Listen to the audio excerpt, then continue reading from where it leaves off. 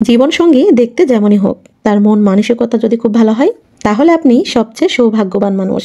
যার মন মানসিকতা ভালো, সে সঙ্গীকে সম্মান করে, ভালোবাসে এবং যত্ন নেয়। এমন কিছু মানুষ আছে যারা সঙ্গীর সঙ্গে শুধু দুর্ব্যবহার করে।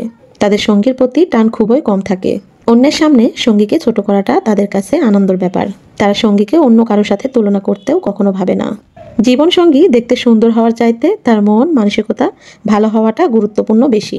একটা মানুষের সাথে একদিন বা দুদিন কিংবা কয়েক মাস বা কয়েক বছর নয়, অমৃত্যু একসঙ্গে থাকার চুক্তির মাধ্যমেই হচ্ছে বিবাহ। আপনি যার সাথে এতকাল একসাথে থাকবেন, একবার ভাবুন, সে যদি আপনার সাথে দুর্ব্যবহার করে, আপনাকে সম্মান না করে, আপনার প্রতি যত্নশীল না হয়, তবে এতকাল একসাথে থাকবেন কিভাবে? দেখতে সুন্দর হলে তার চেহারা দেখে আপনি সব দুঃখ ভুলে যাবেন, সব অপমান অসম্মান মেনে নেবেন। পৃথিবীতে মানুষ মনের কদর খুব কমই করে।